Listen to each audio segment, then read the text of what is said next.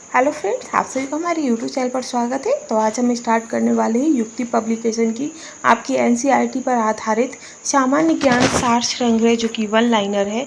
और ये जो क्वेश्चन आंसर हम आपको कराएंगे ये सभी प्रतियोगी परीक्षाओं के लिए जिसमें सामान्य ज्ञान पूछा जाता है उसके लिए संपूर्ण तैयारी है। बस आप ये सीरीज़ कंप्लीट कर लोगे तो आपको कहीं और से पढ़ने की ज़रूरत नहीं पड़ेगी। साथ ही आपकी 50,000 से प्लस इसमें क्वेश्चन है, तथ्य हैं और सरल और रोचक तरीके से प्रश्नोत्तरी का भी तालिका द्वारा प्रस्तुतिकरण किया गया है। साथ ही इसमें आपका पूरा चैप्टर वाइज है, जैसे प्राचीन भारत हम अपन स्टार्ट करेंगे, फिर मध्यकालीन भारत, फिर आधुनिक भारत, फिर भारत का भूगोल, फिर ऐसे ही करके हम टोटली संविधान सब पूरी बुक का कंप्लीट कर लेंगे। ठीक है, तो आज जो हमारा टॉपिक रहेगा वो इतिहास रहेगा। अध्याय 1 है भारतीय इतिहास, और भारतीय इतिहास में आपका प्राचीन भारत है, और प्राचीन भारत में भी आपका सिंधु या हड़प्पा सभ्यता है। तो सिंधु या हड़प्पा सभ्यता से जो भी इम्पोर्टेंट क्वेश्चन होंगे उन्हें हम कंप्लीट करेंगे। फिर जैसे ही हम आपके डेली चैप्टर वाइज कराते चलेंगे, जैसे फिर वैदिक सभ्यता आ जाएगी, वैदिक सभ्यता के बाद आपका बौद्ध धर्म एवं जैन धर्म आ जाएगा। तो इस तरीके से हम डेली आपका चैप्टर वाइज कराएंगे। ठीक है, तो आज हम चलते हैं अपने पहले पर, जिसमें प्राचीन भारत में हमारी सिंधु घाटी सभ्यता है। तो सिंधु घाटी सभ्यता में हमारा जो पहला क्वेश्चन रहेगा, तो पहला ही आपका क्वेश्चन जो है वो आपका रहेगा कि हड़प्पा सभ्यता का सर्वप्रथम मान्यता प्राप्त काल क्या है। जो हड़प्पा सभ्यता है तो उसका सबसे ज़्यादा सर्वाधिक मान्यता प्राप्त काल कौन सा है, टाइम पीरियड कौन सा है, तो 2500 ईसा पूर्व से 1700 ईसा पूर्व तक है। कितना है, 2500 ईसा पूर्व से 1750 ईसा पूर्व जो है वो हड़प्पा सभ्यता का सर्वाधिक मान्यता प्राप्त काल है। और फ्रेंड, हड़प्पा सभ्यता से बहुत सारे क्वेश्चन पूछे जाते हैं, आप सभी को पता होगा।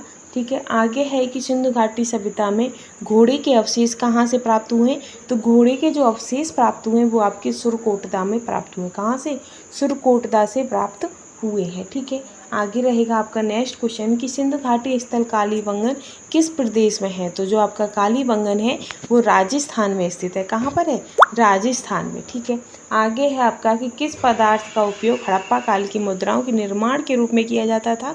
तो जो सैल खड़ी जो होती थी उनका जो यूज था वो हड़प्पा काल की मुद्राओं को बनाने में किया जाता था। ठीक है, आगे हम बढ़ेंगे नेक्स्ट क्वेश्चन पर। तो नेक्स्ट क्वेश्चन रहेगा आपका कि हड़प्पा सभ्यता किस काल की है। तो जो आपकी हड़प्पा सभ्यता है वो कांस्य युग की है। किसकी है, कांस्य युग की। ठीक, नेक्स्ट है कि सिंधु घाटी सभ्यता के लोगों का मुख्य व्यवसाय क्या था। तो सिंधु घाटी सभ्यता के जो मुख्य लोगों का जो व्यवसाय था वो व्यापार था। ठीक, हड़प्पा सभ्यता के निवासी थे। तो हड़प्पा सभ्यता के निवासी कैसे थे, तो वो आपके शहरी थे। कैसे थे, शहरी। ठीक है, नेक्स्ट है कि सिंधु सभ्यता के घर किससे बनाए थे। तो जो सिंधु सभ्यता के जो घर थे वो आपके ईंटों से बने थे। किससे, ईंटों से। ठीक है, आई होप आप लोगों को क्वेश्चन आंसर भी पसंद आ रहे होंगे। नेक्स्ट है कि हड़प्पा वासी किस वस्तु के उत्पादन में सर्वप्रथम थे। तो जो हड़प्पा वासी थे वो आपकी कपास के उत्पादन में सबसे आगे थे। ठीक है, आगे है कि हड़प्पा सभ्यता का सर्वप्रथम खोजकर्ता कौन थे। तो हड़प्पा सभ्यता की जो खोज है वो आपकी दयाराम साहनी ने की थी। ठीक है, आगे हम बढ़ेंगे नेक्स्ट पर। तो नेक्स्ट क्वेश्चन रहेगा इसमें आपका कि सिंधु सभ्यता का पतन नगर यानी कि बंदरगाह कौन सा था। तो सिंधु सभ्यता का जो बंदरगाह था वो आपका लोथल था, और लोथल आपका गुजरात में, आप सभी को पता होगा। नेक्स्ट है कि पैमानों की खोज ने यह सिद्ध कर दिया था कि सिंधु घाटी के लोग माप और तौल से परिचित थे। और खोज कहाँ हुई थी, तो जो पैमाने, इसमें इनडायरेक्टली पूछा गया है आपसे कि पैमानों की जो आपके साक्ष्य मिले थे वो कहाँ से मिले थे। तो पैमाने के साक्ष्य आपके लोथल से प्राप्त हुए थे। ठीक है, नेक्स्ट है कि मोहनजोदड़ो को किस एक अन्य नाम से भी जाना जाता है। तो ये क्वेश्चन आपका इम्पोर्टेंट है। तो अन्य नाम से आपका मृतकों के टीले के नाम से जाना जाता है। ठीक है, आगे है कि हड़प्पा सभ्यता का प्रचलित नाम क्या है। तो हड़प्पा सभ्यता का जो प्रचलित नाम है वो आपका सिंधु घाटी की सभ्यता है। क्या है, सिंधु घाटी की सभ्यता है। ठीक है, आगे हम चलेंगे नेक्स्ट क्वेश्चन पर। नेक्स्ट रहेगा आपका कि कपास का उत्पादन सर्वप्रथम सिंधु क्षेत्र में हुआ, जैसे ग्रीक या यूनान के लोगों ने किस नाम से पुकारा है। तो षडन के नाम से पुकारा है। किससे, शिंडन। ठीक है, नेक्स्ट है कि सिंधु घाटी सभ्यता जानी जाती है। तो सिंधु घाटी जो सभ्यता है वो नगर नियोजन के लिए जानी जाती है। वहाँ का जो नगरों का जो निर्माण था वो एकदम शहरी तरीके से था, ये उसकी विशिष्ट पहचान थी। ठीक है, आगे है कि भारत में खोजा गया सबसे पुराना और पहला शहर कौन सा है। तो वो आपका हड़प्पा शहर है, जो भारत में सबसे पहले और पुराना शहर खोजा गया है। आगे है कि भारत में चांदी की उपलब्धता के प्राचीनतम साक्ष्य मिलते हैं। तो चांदी की जो उपलब्धता के जो प्राचीन साक्ष्य हैं वो भी आपकी हड़प्पा संस्कृति में ही प्राप्त होते हैं। ठीक है।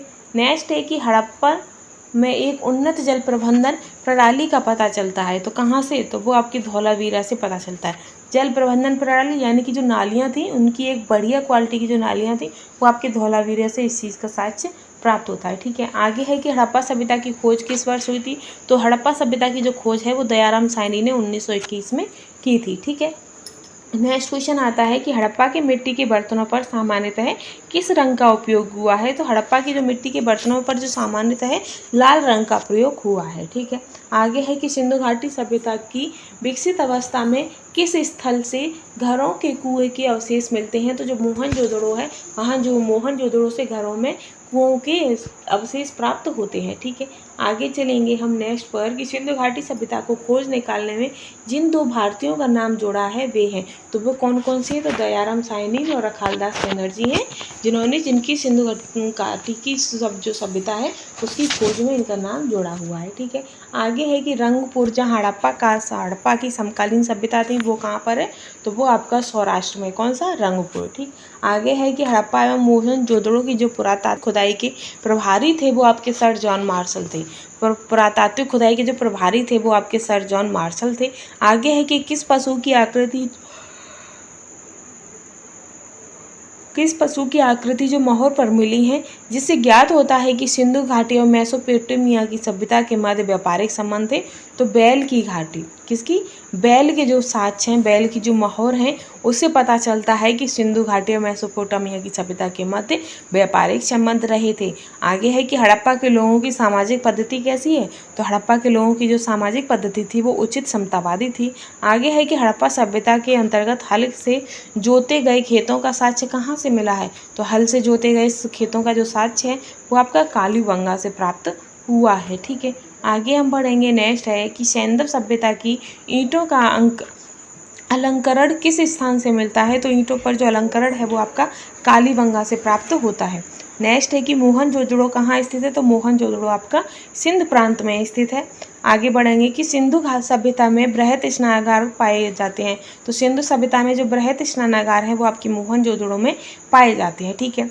नेक्स्ट रहेगा कि हड़प्पा कालीन स्थलों में अभी तक किस धातु की प्राप्ति नहीं हुई है? तो हड़प्पा कालीन स्थलों में अभी तक लोहे की जो धातु की लोहा धातु जो है उसकी प्राप्ति नहीं हुई। इसीलिए एक क्वेश्चन आता है कि किस धातु से अपरिचित थे? तो सिंधु घाटी के जो लोग थे वो आपके लोहे से अपरिचित थे। ठीक है। आगे रहेगा कि किस पशु के अवशेष सिंधु घाटी सभ्यता में प्राप्त नहीं हुए हैं? तो जो गाय है, गाय के जो साक्ष्य हैं वो सिंधु घाटी सभ्यता में अभी तक प्राप्त नहीं हुए हैं। नेक्स्ट है कि स्वतंत्र भारत में सबसे अधिक संख्या में हड़प्पा युगीन स्थलों की खोज किस प्रांत में हुई है? वो आपकी गुजरात प्रांत में हुई है सबसे ज़्यादा हड़प्पा युगीन स्थलों की खोज। नेक्स्ट है कि किस हड़प्पा कालीन स्थल से नृत्य मुद्रा वाली स्त्री की कांस्य मूर्ति प्राप्त हुई है? तो जो आपकी नृत्य मुद्रा वाली जो कांस्य मूर्ति है वो आपकी मोहनजोदड़ो से प्राप्त हुई है। ठीक है। आगे है कि हड़प्पावासी किस धातु से परिचित नहीं थे? तो हड़प्पावासी लोहा से परिचित नहीं थे। ठीक है।